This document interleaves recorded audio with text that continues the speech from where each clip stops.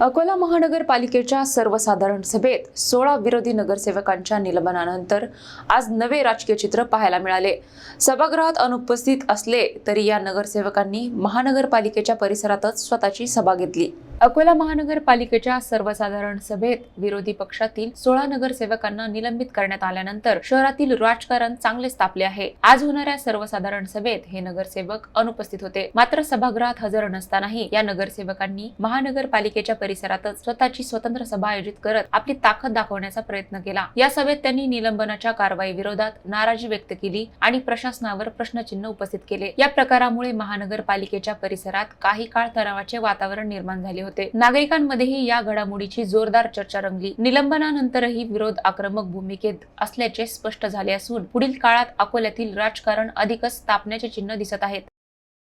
अकोल्याच्या नागरिकांनी इथं विकासाला सगळ्यांना निवडून दिलेला आहे, त्यामुळे निधी समान असला पाहिजेत, अकोल्याचा विकास झाला पाहिजेत आणि जे काही यांनी सल्लागार नेमण्याची जी पद्धत आणलेली आहे, ठेकेदारी पद्धत आणलेली आहे, हे बंद झाली पाहिजेत।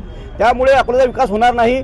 जसं टॅक्स हे 600 रुपयाने वाढवत आहेत, कुत्र्यांच्या निधीमध्ये यांचा खूप मोठा म्हणजे कुत्रे पकडले त्यापेक्षा 10 पट निधी त्याला दिलेला आहे। त्याचप्रमाणे घरकुलच्या योजना आहेत, हद्दवाढीच्या योजना आहेत, त्यामुळे जे बी योजना येतील ते समान असल्या पाहिजेत, कारण की नागरिकांनी अकोल्याचे नागरिक आमच्यासाठी सगळे समान आहेत, त्यामुळे अकोला विकास झाला पाहिजे आणि यांच्या हुकुमशाहीच्या निषेधार्थ आज आम्ही हे प्रतिमक सभा घेतलेली आहे। मुळात आपल्याला प्रतिकात्मक सभा घ्यायची आवश्यकता नव्हती। आमची 16 सदस्य निलंबित झाली, त्यानंतर आमची काही जी सदस्य निलंबित झाली नव्हती त्यापैकी मी पण एक होतो। आम्ही माननीय महापौरकडे गेलो आणि त्यांना सांगितलं की तुम्ही आमचं जे निलंबन केलं आहे ते कायदेशीर नाही आहे, तुम्हाला 3 सभेकरता निलंबित करताच येत नाही, जास्तीत जास्त 15 दिवसाची तरतूद आहे, तर तुम्ही आमचं निलंबन परत घ्यावं। शहराच्या विकासाची प्रश्नावर आपल्याला चर्चा करावायची आहे, आपण सर्व मिळून हे सभागृह चांगलं खेळीमेळीच्या वातावरणात चालू, तर तुम्ही निलंबन परत घ्यायला पाहिजे अशी विनंती करायला गेलो असता त्यांनी महापौर मॅडमला बोलू नाही दिलं आणि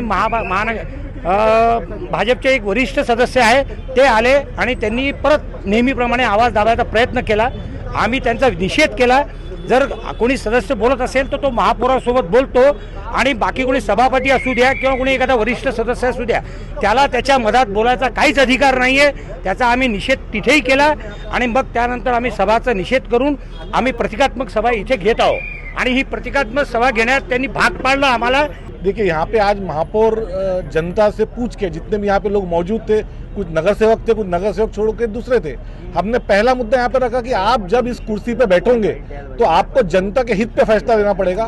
तो आज सबके सहमति से, सबके मान्यता से नीलोफर खान मैडम को आज यहाँ पे महापौर बनाया गया। उसी तरीके से पराग गवई जी जो वंचित बहुजन आघाड़ी के नगरसेवक है, उन्हें उप महापौर बनाया गया और शुरुआत में उन्हें कहा गया कि आप जब निर्णय लेंगे तो किसी की चिट्ठी के बेस पे आप निर्णय नहीं लेंगे, आप जब निर्णय लेंगे तो जनता के हित में अगर आप निर्णय लेंगे तो आपकी कुर्सी पे आके बैठिए।